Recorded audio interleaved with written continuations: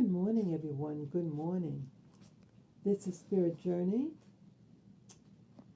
And yes, it is early Saturday morning.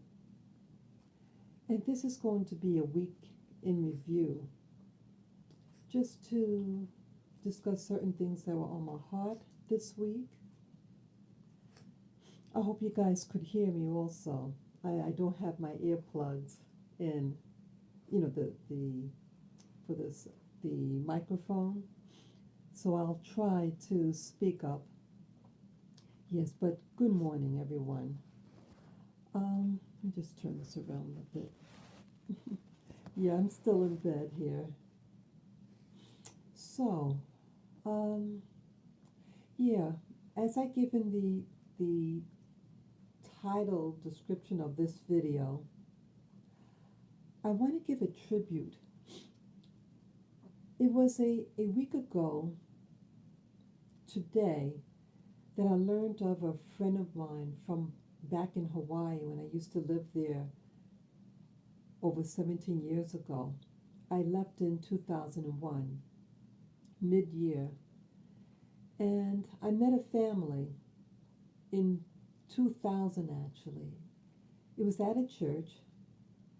Someone who I lived with at the time, that I shared a room with, referred me to this church that was just a mile away. And I had a vehicle back then, so I checked it out. And I stayed ever since. Yeah, so I attended that particular church for a year and a half. And at that church, I met some wonderful, wonderful people. And one of the individuals was a very dear person to me. I'll just give her first name. Her name was Ilima. She was a woman. She was just a little older than me. She was 5 years older than me actually back then. She was she had 4 children. And one thing with this family, her and the rest of the church family, it was a family church actually. It was a family. And she was one of the children of the pastors, one of the many children. I think they had 11 children, the pastor. It's a Hawaiian family. And they're all very dear to me. And a week ago, her sister had telephoned me. She called me on my cell phone. I left a message on the voicemail. And the following morning, Saturday, I checked my cell phone because my phone was off. And when I turned it on, I saw that I received a message. And her sister shared with me that her twin is in, what do you call it, palliative care. And she doesn't have much time left. She has stage 4 cancer. And I was shocked. And I wanted to actually go see her.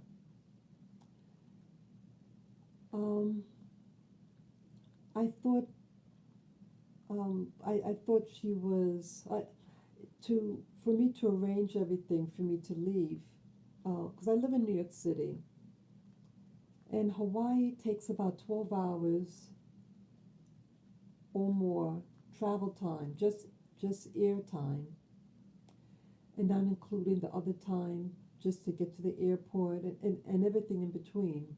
And I have my dogs. And I thought she was going to transition within 24 hours and that stress to try to get there within 24 hours. But it took a week. Um, she passed away yesterday morning. So I want to give a tribute to this wonderful, wonderful person that I met in the year 2000. She was very giving of her time and other things to me. Very generous person. Um, we used to go places, we like, she liked going to visit other churches. And I would accompany her. She would invite me, hey, you want to go? And I would go. I always had fun talking to her.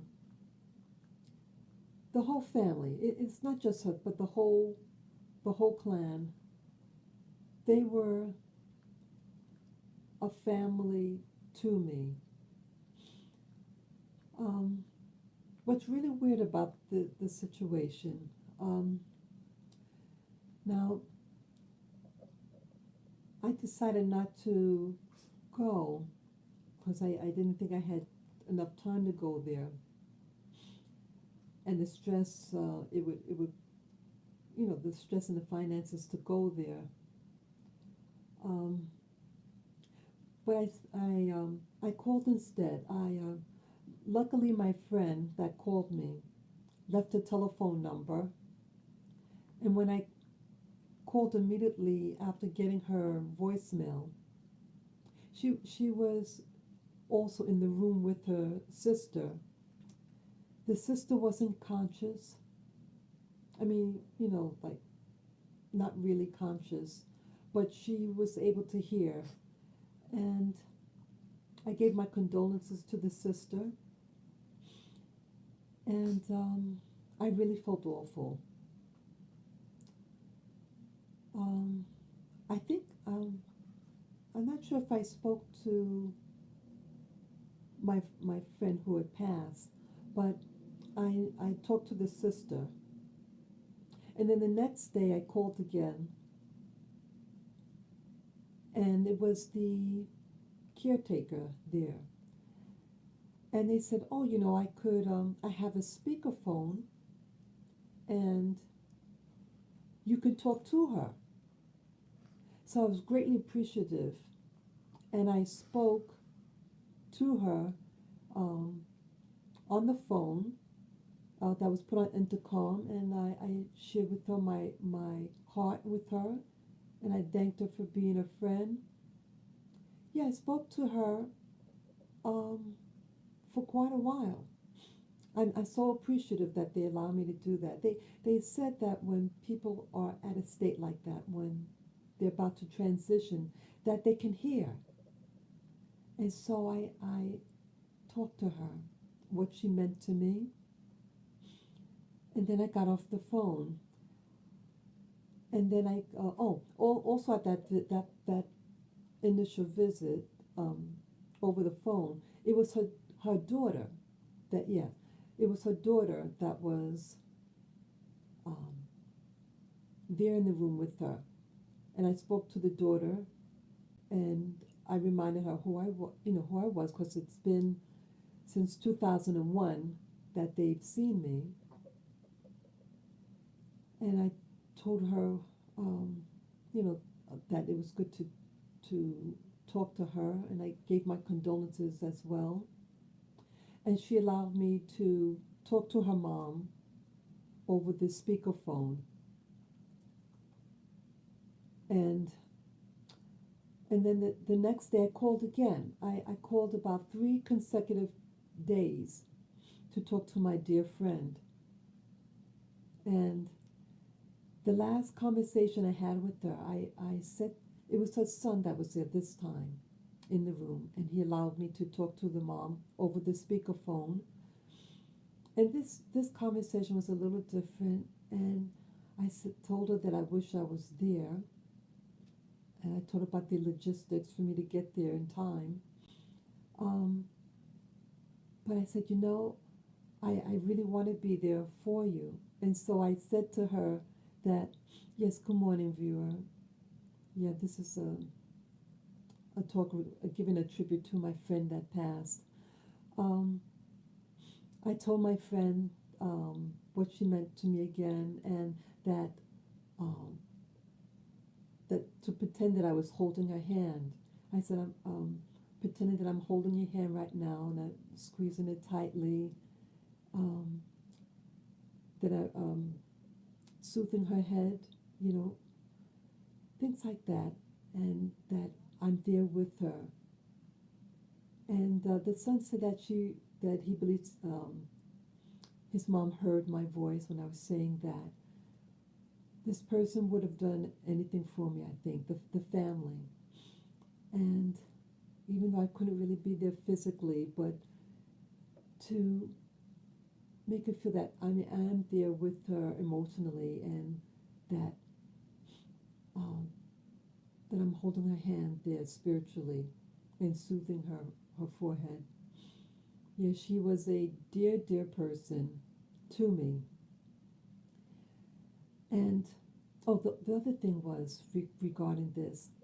Okay, so that was 3 consecutive days I called. And again, we didn't know at what time she was going to transition. Um, they said possibly a week, but most likely 3 days. And so that's also why I didn't want to reach there. And also the other family members were going to be there, the people who I knew. Um, but either way, so I called 3 consecutive days to talk to her. Um, the fourth day, something happened. Something was troubling me emotionally. I don't know. I started to get like a panic attack type of thing, extreme anxiety, and when that happened, I thought in my spirit that maybe she had transitioned, and I got scared, I think. And I said, I'll call up the next. Just something said, I wasn't emotionally ready to talk at that moment. And I said, for better, I want to be at a positive state when I call the family. So I just waited until my anxiety went down, and I called the following day. So I called Saturday, Sunday, Monday. Tuesday I didn't call, and then I called Wednesday. Um, it would be Wednesday morning their time in Hawaii. And it was strange. The person there, the medical staff, I gave my name and who was to talk to. And they said, well, she said something real quick,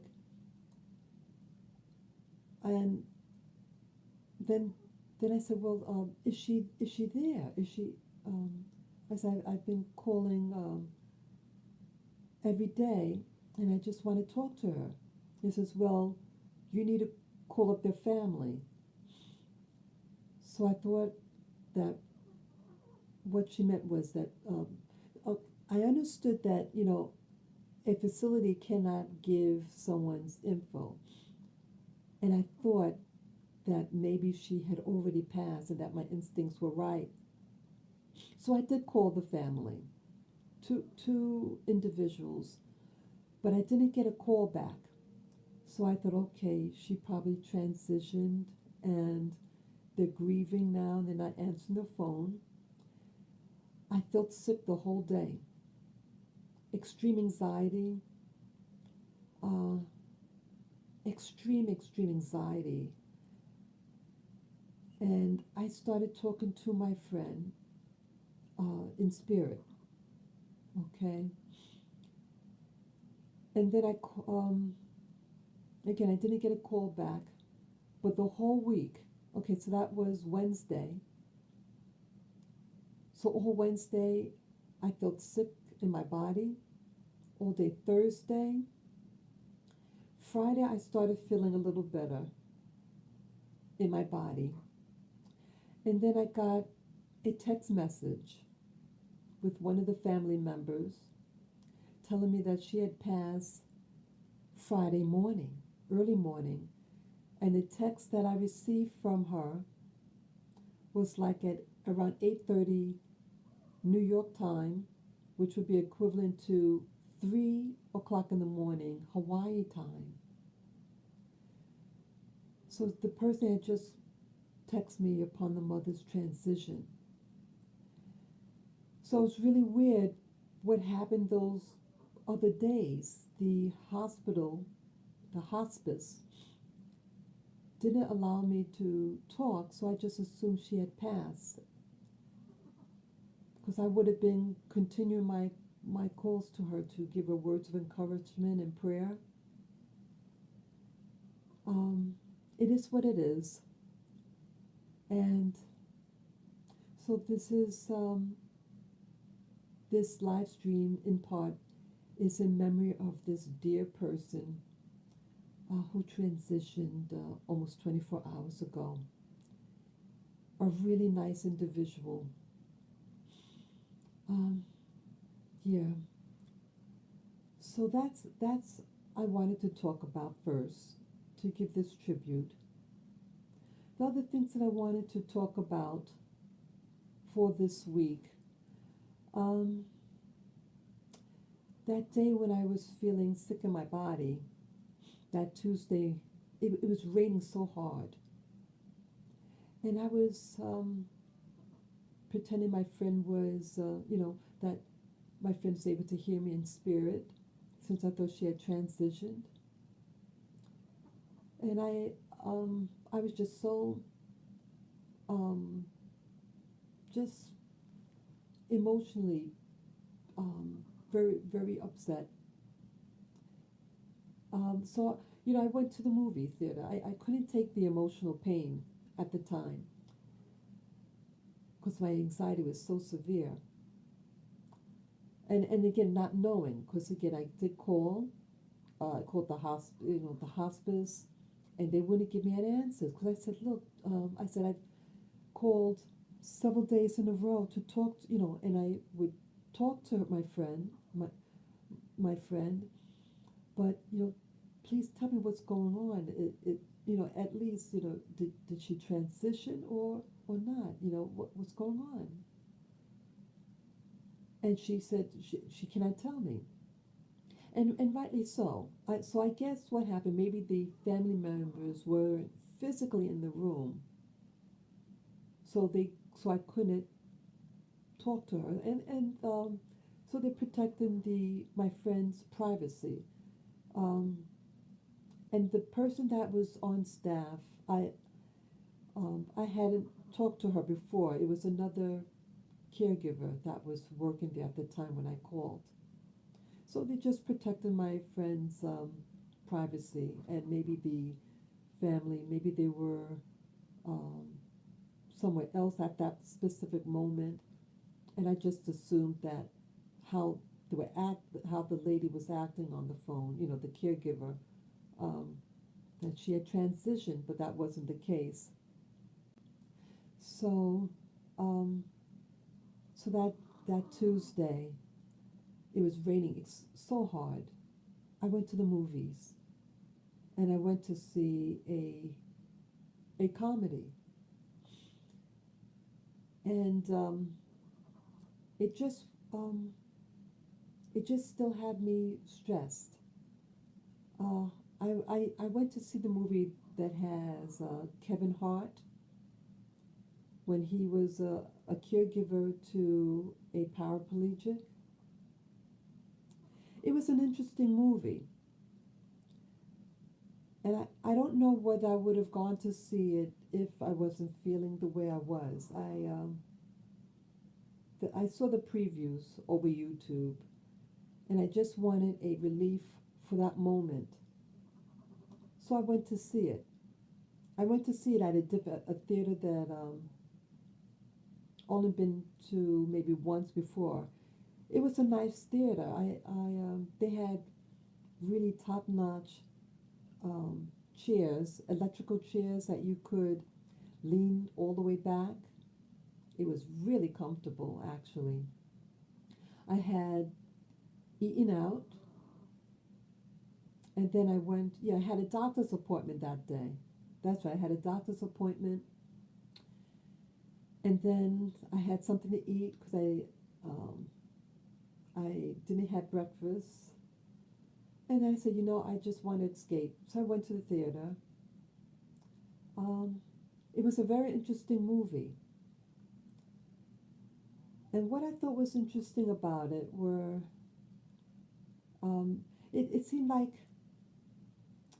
boy, it, a human interest story. How again, it was a black and white, individuals, Kevin Hart and the other actor, a white actor. And again, the theme of the movie is is is typical of its dynamics. It reminded me a little bit about, remember some in the 1980s, Eddie Murphy, and he did a movie called Trading Places. It kind of reminded me of that chemistry between um, black people and white people, and that there's a dynamics between the two groups, different lifestyles, different expectancies because of your dynamics. That's just my dog in the back. I have my little dogs with me. One of them is snoring, so I apologize. Um, Kevin Hart is a very talented actor, but I did mention in past videos that it seems like with Hollywood today that they're bringing back the black buffoonery. Okay, he is a talented actor, but I feel that they're focusing on two aspects of him: his skin color, being his dark complexion, and his height. And that's the joke about him. But he is a funny guy, though. And it's like it's like turning back the turning back time of Hollywood and television. Or remember the television show Good Times with Jimmy Walker, the same type. So I question Hollywood when they do things like this. It's okay at times to be able to laugh at yourself. You have to be able to laugh at yourself.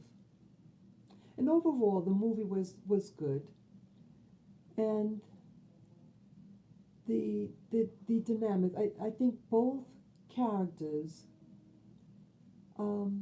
benefited from their relationship. And like before the movie began, when they have the previews.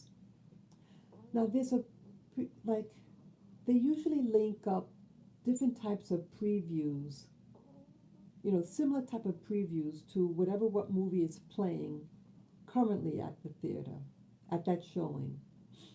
And one of the previews um, features a young, uh, dark-skinned black woman, an American woman.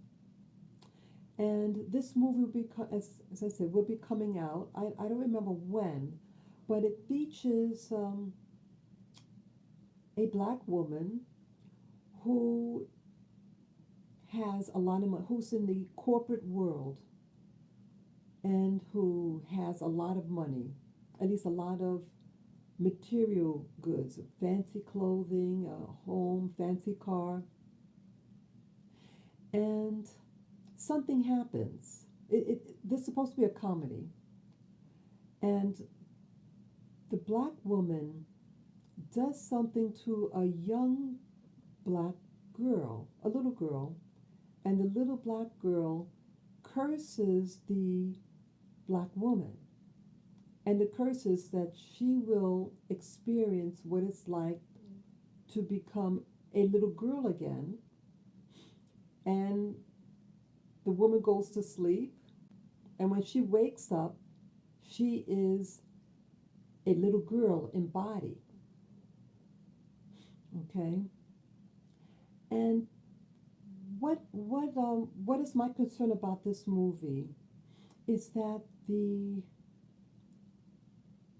it was a part in the movie that was troubling, that was reminiscent of an incident that happened to me a little over a year ago when I was being bullied by two young women. They could have been in their 20s, and I'm about 30 years their senior, and it happened on a train, and it was so bullyish. But you know, in the movie, there was a part in the movie where the girl, the woman that now turned into a little girl, did a similar thing that what happened to me. The girl, the woman that turned into a girl, was a bully, and it reminded me of those women that was on the train and certain things I remember when I was a little girl and the class bullies. And I know the movie, at least what the in the preview, um, supposed to be comedy, but sometimes certain things is really hurting a group. Now, even though they disguise the movie, that they cover up her bullyingness with having what perceives to be wealth, and they the the the girl, the woman now turned into a little instant girl, is wearing natural hair, big bushy natural hair.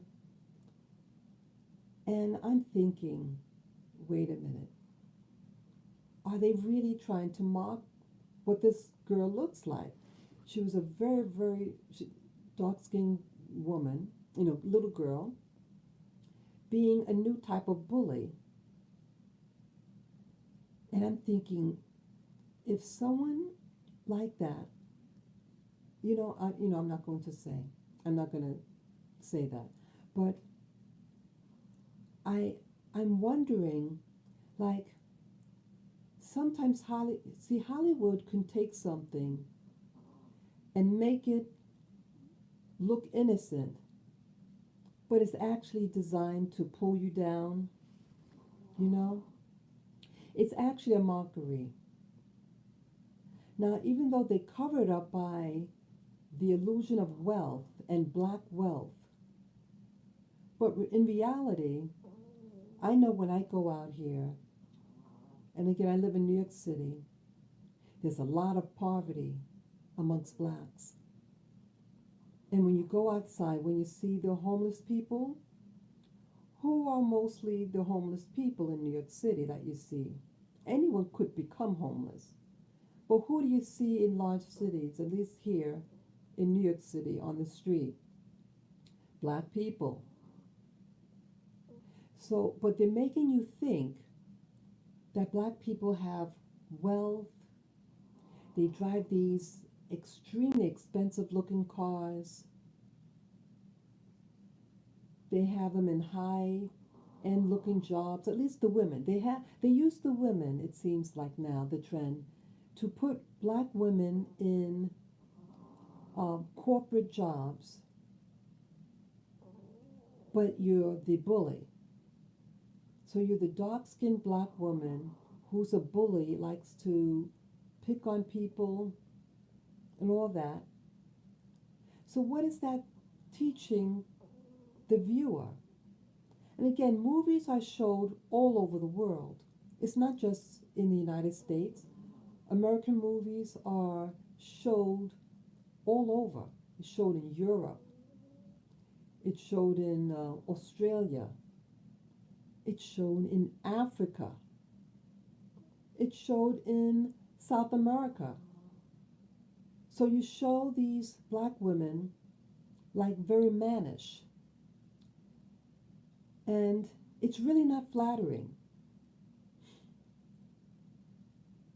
You don't have a lot of American black businesses in New York City. And you know, when people watch these movies, even though it's a comedy, it was supposed to be a comedy, they don't want to hire you. And if they do hire you, it's really to be the watchdog, the aggressor, to frighten people away, to keep people at bay. So if people think that you are the watchdog, so when you're in need, when you're in a physical need, let's say you're being beat up or being mugged, they're going to think, oh, well, you're the black woman, you're the superwoman, and you don't need our help. We're afraid of you. We have to be careful about you. And that's my concern. It's defeminizing the woman. Defeminizing. And they're not liking you. They're not, I hear people say very negative things about American black women, specifically from the Americas. One was from Trinidad and the other was from Martinique. And these were some years apart. And they're sharing with me, like out of the blue, what they think about American black women and how they don't like them. And I felt horrible in spirit about this because the women that were telling me this were black women. One was a light-skinned woman, cream color, and one was a dark complexion from Trinidad. And I feel sad about it because, again, it's perception and it's what people are seeing. People are seeing you as a bully. Even though my background is Caribbean, I'm an American first because I'm born here. And I went to school with you guys, American black women. I lived in a black community, black American community. And yes, it had other people there too, from the Caribbean as well. But it's mostly American. And my heart is with you guys. I care about your image.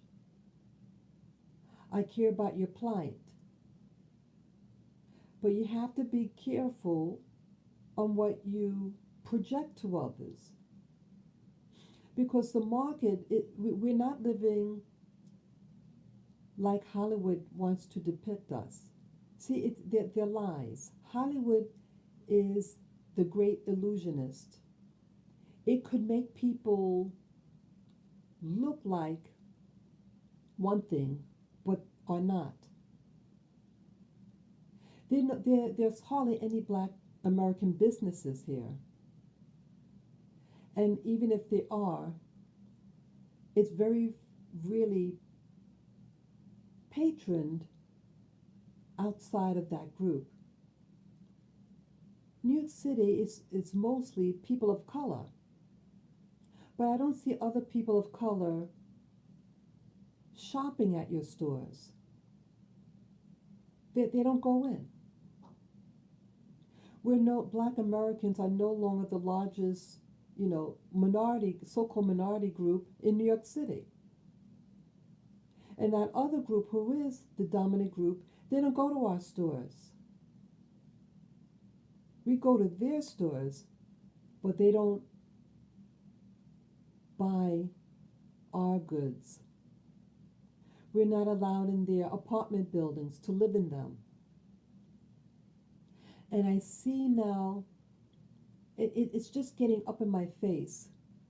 I had gone to 2 separate stores recently, within 7 days of each other.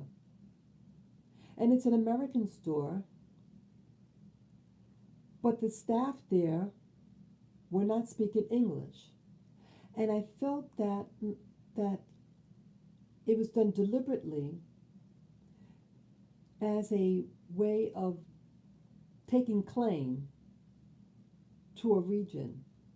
Now, even though that particular store, it was a supermarket on the east side, and it's an American neighborhood, English speaking neighborhood, but everyone in that store who were addressing each other, the staff, I'm talking about the staff, they were not speaking English. And I didn't understand how it being an English speaking neighborhood, an American neighborhood,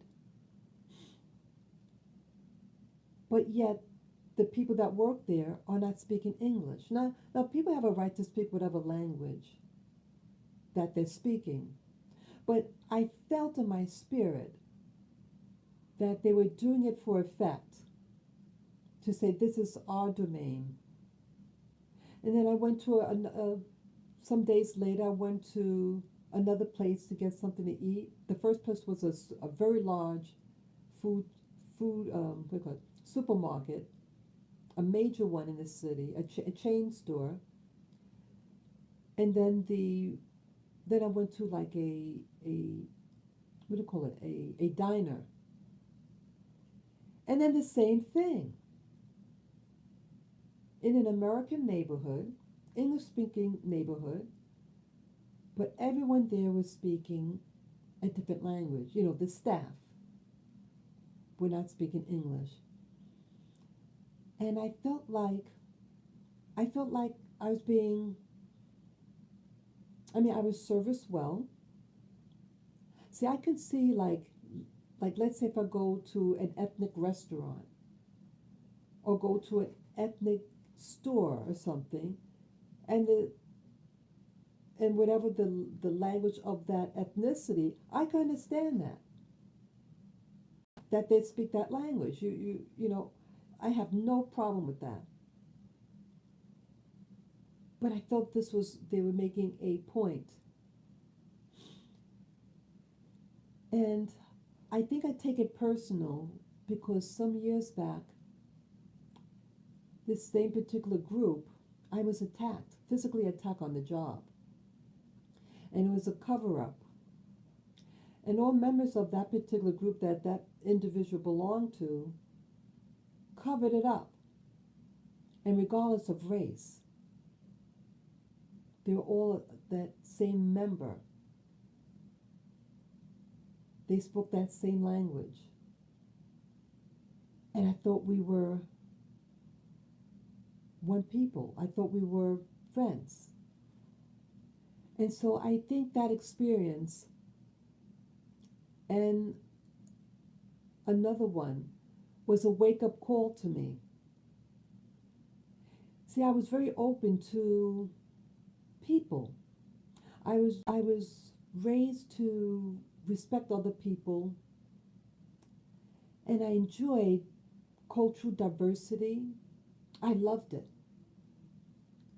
I used to live in an area where people spoke different languages, and I loved it because it made me feel international.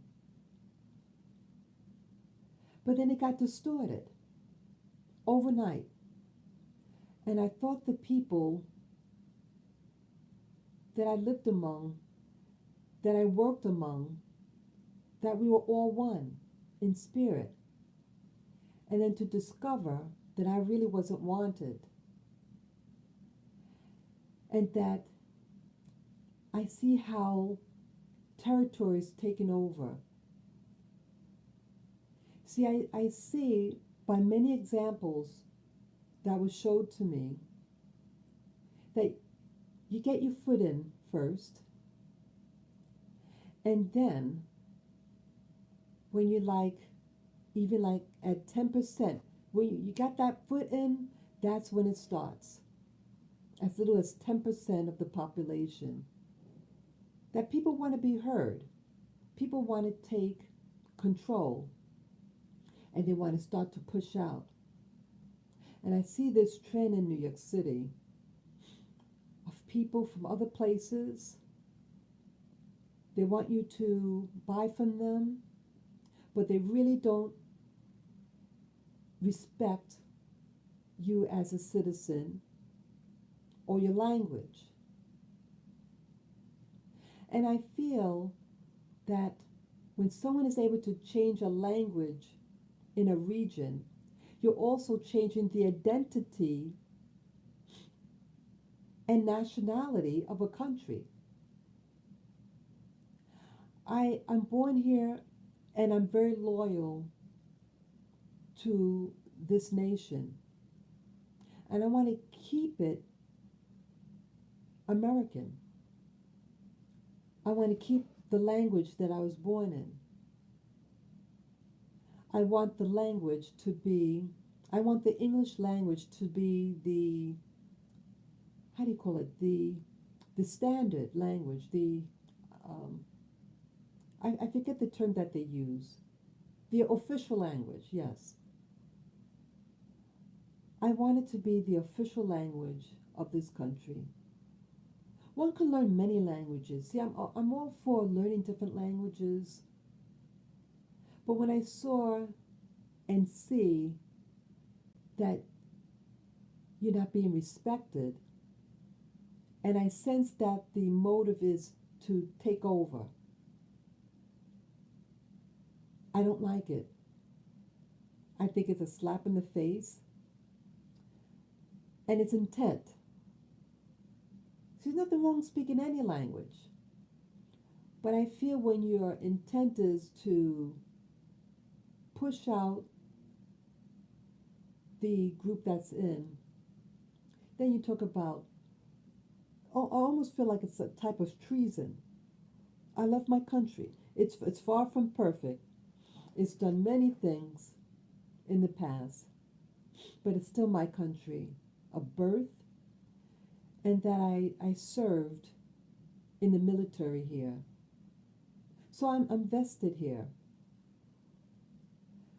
But I see it's getting more and more apparent that in a few years that English is not going to be the language of my hometown.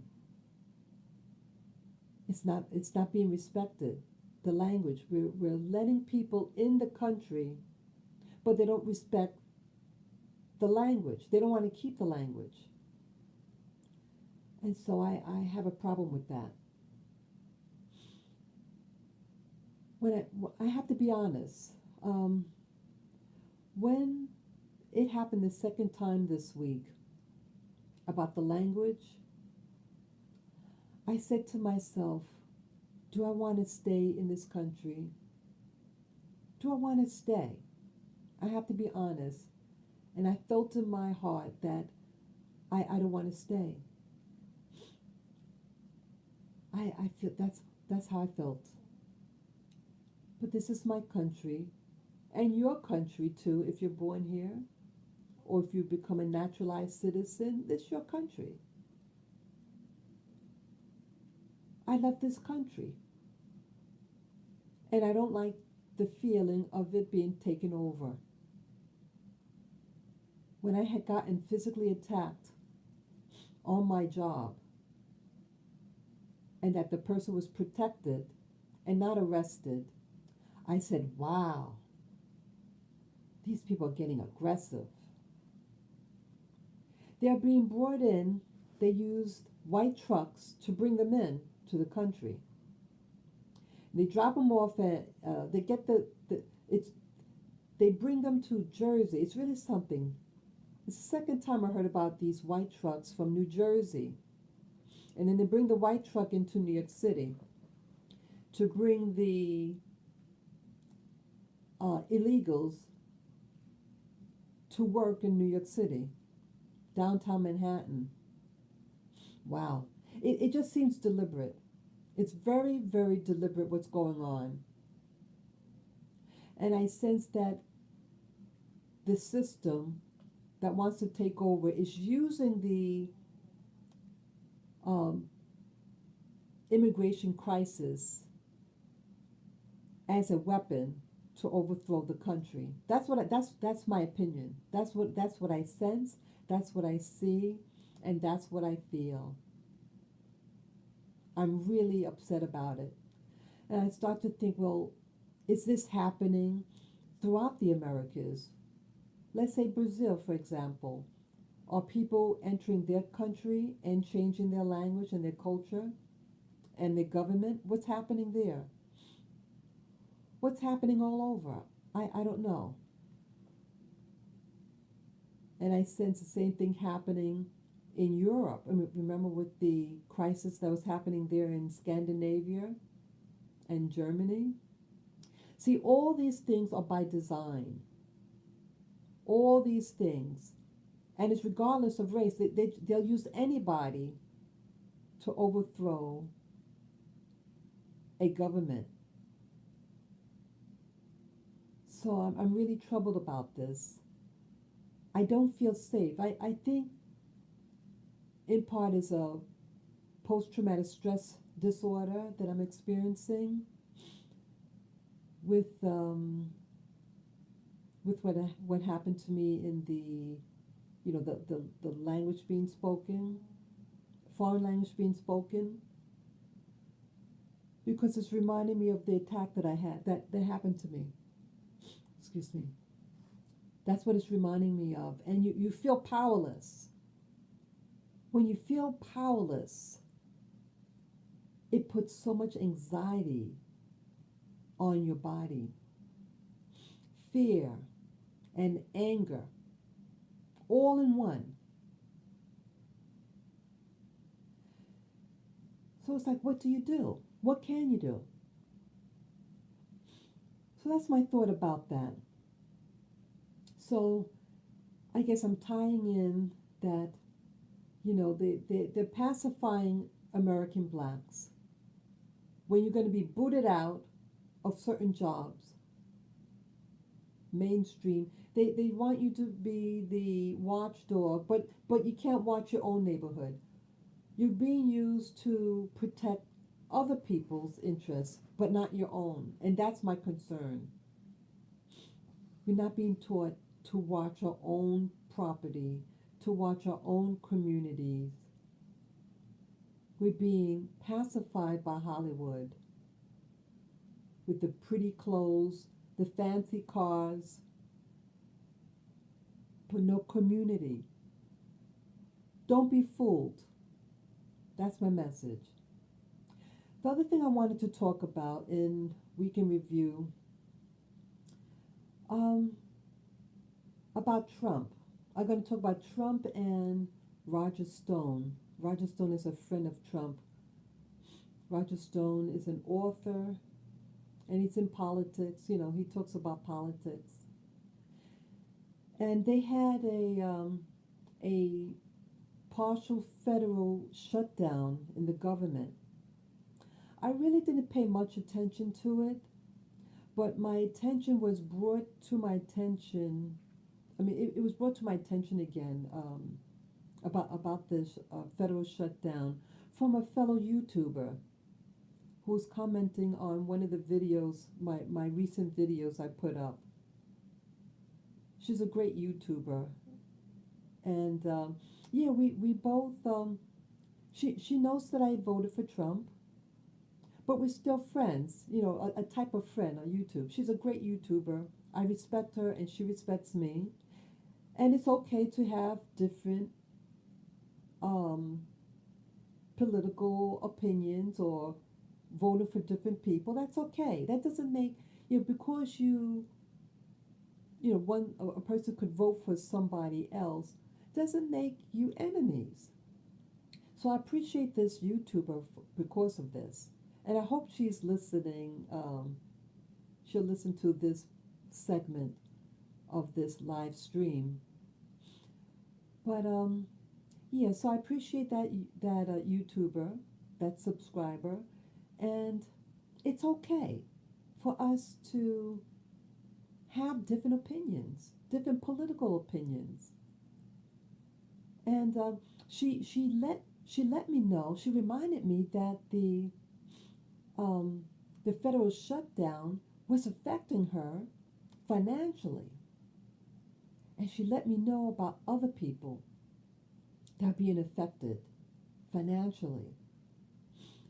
I had no idea. Like before, like a lot of times when I'm responding to um, someone who commented on a video, like I I listen to the like I could watch a video and type at the same time my comment. But before I got to her, the section in her comment, I was saying something that I had gotten like I receive money from the federal government for being in the service, being a veteran. And before I got to the part where she discussed about the federal shutdown, I had already typed in that um, I that I did receive my check. Well, direct deposit. I mean, and some other stuff. And I felt awful after reading later on it that it had affected her and other people, that they're what do you call it, like a check away from poverty. I in no way, so I apologize for you YouTubers out there, you viewers who were affected in a negative way, the partial federal shutdown. I yeah, my heart goes out to you. I know we want to benefit from other people's pain. I am not that type of person. Um, yeah, I hope you're able to get your check, because I hear that now that the federal government is back on staff, and I hope you get your checks in a speedy manner, and that you're able to pay your bills and buy food. Yes. So I'm feeling bad about your situation. I did get I see I did vote for Trump, and he is taking care of the veterans. Under Obama, we I didn't get the same type of increase in my award, my cost of living award. So it's like for, what was it, 8 years. And then here Trump comes on, and I got my cost of living expenses. This is all that I live on. So I want to give a thanks to Trump, and that he is supporting the veterans out there. So I thank you, Trump, and I want unity in the country for everybody. So that's what I want to say with that. And as for Roger Stone, he was arrested uh, at his home. He had gone to the authorities and shared with them the information he knew. So he was in compliance and giving the information. So it's not someone who's hiding out. But they came to his door, the FBI, early morning hour when it was still dark outside, to arrest him. He's an old guy. He's an older guy, and to do that, and it's all like politics. And Mr. Stone mentioned about that he has a lawyer, and they could, he had visited the authorities earlier, and they could have just contacted his lawyer and to have him voluntarily turn himself in. But it's all like, as he says, like a show. It's a political stunt. It's to get back at somebody because they support somebody. It's getting out of hand. It's like a tit for tat. So Trump did a partial federal shutdown, and so then they go arrest somebody with the FBI. It's an abuse of power, a real abuse of power. And I don't like that. I don't like what's going on. We have to come together as a nation. Yeah, people are coming into the country who don't want to assimilate. They want to take over the language. They want to change culture and ways of doing things. But they want all the benefits and all the trimmings of America. They despise America. And then all this stuff, a tit for tat. That's what's happening, a tit for tat. We have to stop this because our country is going to be taken over from the inside out. It's not the Russians we have to be worried about. They're not the enemy. The enemy is living right inside the country. And you know what else about what they call the Russian, what they call collusion? I think it's ridiculous. And why I say that is because, see, I was watching over, this early morning about the Apollo, the 1960s and 70s with the Apollo flights, space to the, ride to the moon, and how they that it's questionable whether they actually went to the moon. At least the footage that they showed indicates that there are a lot of anomalies, a lot of questionable footage that seem to suggest that those footage were done in a studio and not actually on the moon. And then they mentioned that we have a what they call an international space station, and that the ships that we make here in the United States, that the parts, the engine part, where the thrust comes out, that it's not made here in the United States. That part is made in Russia. So why would you go to your enemy and purchase that part from your enemy, the essential part?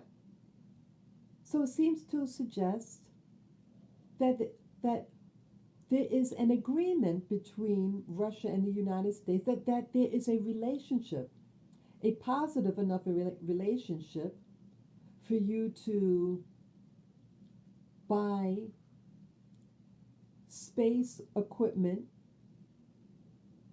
from them, and then the International Space Station also, that they also work inside of it. Why would you have the alleged enemy in your space station? Isn't it all about keeping secrets? Why are you going to let them know our space secrets? So what I'm saying is the division between Russia and the United States is a made-up one. It's not valid. We're intimate bedfellows. We are not enemies whatsoever. They want to make you think that you're the bad guy, that Russia's the bad guy, and let's arrest Roger Stone because he knows about the Russian collusion with Trump allegedly, yet there's no collusion. And anyway, the U.S. has a very intimate relationship with Russia. Hello? We let in, after the fall of the Soviet Union, we let in thousands of people from Russia. to enter the United States. And you know what else? I had gone to a couple of weeks ago to the VA hospital to get my eyes checked, and the person, the manager in charge, like when I had to get the prescription filled at a different desk, they had an American black woman who like would key in the info from the ticket that I got in the computer, but next to her was this Russian speaking woman. And I get the impression it was not a business call, and that it was a personal call that she's on, and she's not addressing my need, this woman. There was something that needed to be checked on my ticket before the American clerk entered it in the computer, and she was taking a sweet time on that phone, speaking in Russian. So how did this person, she might have been the ophthalmic dispenser, how did this woman get such a position over an American woman? And I see that. It's not the first time. There was another agency that not agency, it was a private hospital. They had an American woman, and then the Russian. And the Russian was over the American. How is that these people from these so-called questionable former communist countries get in these high positions and have these jobs over native-born people? I know I couldn't go to Russia and get a management job over a native from Russia. I know I couldn't get something like that. So how is it that they're able to get federal jobs, government jobs and all that, but they're supposed to be the bad guy? So again, this is my point here, is saying that it's all a game, and it's used as a distractant to make you not really notice what's going on in the hand. They have you look at the right hand, but it's the left hand that's doing something that you should know about, but you don't.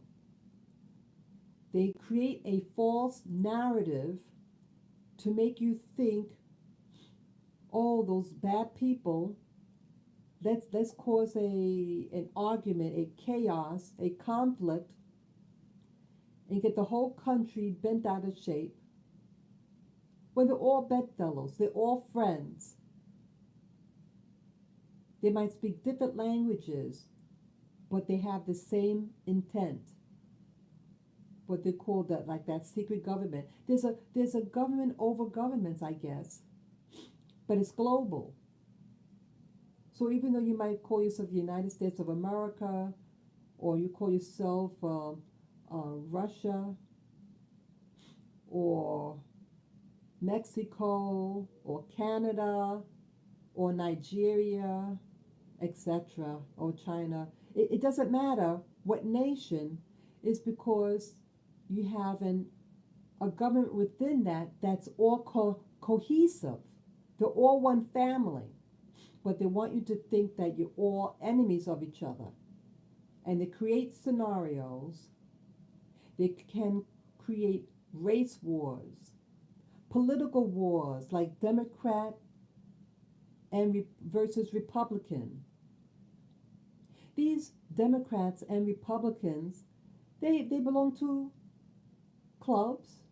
They could be Masons and other fraternities, other social clubs. They work together, but they all play a part to make you think some things are going on. It's all about controlling the narrative,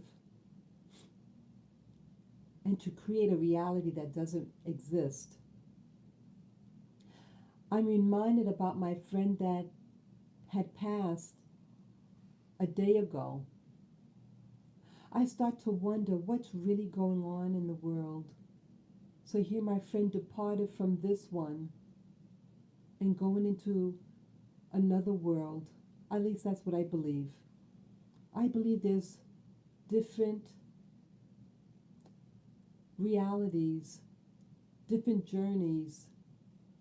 There's this 3D world that I'm in, but when you transition, when you pass on, there's another reality. I wonder where my friend is right now. I wonder. I wonder whether or not, like some people have been saying, that there's a machine. I know it sounds extremely bizarre, but like there's a machine, a soul machine, that when you pass on, it can take your soul and it could regenerate it, and you have to come back, like what you call reincarnation. That endless wheel that keeps repeating itself. I wonder how true that is. My friend is she was a really good person. But I really wonder where she is right now. Is this machine real? They said it's allegedly on the moon, that it captures your soul. It could make you see things, like pretend that you're meeting a relative or a friend or some type of illusion. I really wonder. I really wonder. And I guess why I'm mentioning this is because there's so much stress in the world, and sometimes you just want relief. And then I say to myself that I know I would not want to have to come back to this planet. Not at all. I would not want to come back here. This is a horrible, horrible place. A horrible cycle. There's really nothing to really, spiritually mature with. It's all the same thing. Jealousy, anger, fear. It's human nature. When you're in this form, this 3D, you're easily manipulated. You're easily controlled by distinct elements, variables. What happens when someone loses a job? What happens when someone gets sick? It's inevitable what they're going to do or say. So what's the spiritual enlightenment? What are you going to do when someone takes away your spouse, cheats on your spouse? You know what they're going to do, a number of things what they would want to do. So I feel it's all like something to prime the pump, to keep the pump moving, to control us. I see that there's really no freedom here on this planet. We're stuck here. We're stuck in the narrative. We could be stuck in racism, sexism, stuck with what political party you belong to, or your gender, what gender you are. All these potential traps of dismay and pain, your health, your schooling, all these things, the bullies,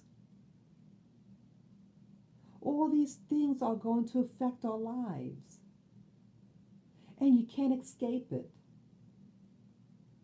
I see that I'm believing more and more. I think there's life on other planets. And to hear that, how did they say now? It was something that I heard over the week that it's something that they were doing, I was hearing. But what's happening here on planet Earth, there's an exploitation what's happening elsewhere. The human trafficking, the pain involved with these people, the governments of these places. Like I heard, it was, I think I remember, it was something with Germany. They said they have a what do you call it? Like a branch of Germany, that a break-off group, they call it, that is living on neighboring planets, and that they control the system there. But they're using and acquiring human slaves, and that there's a hierarchy. So what's the whole point of these breakaway civilizations if you're taking people from planet Earth without their consent, taking them there and exploiting their labor? Why is Germany and these break-off civilizations of German ancestry, why are they repeating the same cycle that was done here on planet Earth, and now you're doing it on another planet? Why even bother leaving? See, it shows the mentality of the people on planet Earth and the rulers on planet Earth. It's not about being overpopulated. It's about what's in your heart. I bet it's just one person on a planet, they're going to still do the same thing. We don't respect life. Humanity, we need to respect life. We need to respect human life. We need to respect animal life. And we need to respect nature. Because if you don't, the problems are going to follow you no matter where you go in this universe. And it's always like men. You hear men just doing all these war. Why are men warring with each other? Why don't you just stay home, my male counterpart, and take care of your family? Love your family. Love your wife. Love your children. To tend your own garden. Why the GMOs? Why promote suffering? Why the experimentation on human subjects or animals? They say that this splinter group has all these treatments for these diseases like cancer and age regression. Yet my friend died yesterday from cancer. Why are we hoarding technologies and not using it for your benefit to heal humanity? We have to wake up, humanity. This really is a beautiful planet, but we're corrupt. I want the corruptness to end. It's just following us. And I believe even when you die, it follows you. It tricks you initially to make you want to come back here. And then zap, you got to go right back to learn, like they say, the lesson, the spiritual lessons. No, there's no spiritual lesson. It's an entrapment. Please, whoever is in control out there, please, please, stop your foolishness and stop tapping into your own spirituality of love and peace, which will help everyone involved. Let's make this universe a beautiful place to live in. So that's my message for the week. I know it was a long one. I really needed to get it off my chest. I was filled with so much stress in my body, my soul and spirit. I'm going to miss my friend, and I really hope she's in love right now. And I give condolences to that beautiful family in Hawaii who served as a family to me when I lived there. So take care, everyone. Let's learn to love one another, and let's respect the language of the country you're in. Respect the job that you're in, because it's rude what you're doing, and you know what you're doing. So I'm signing off. And those of you who like my channel and love the content, to give me a thumbs up, you can comment below on anything that I said. Please, no cursing, anything like that. You can share my video with your friends and family members.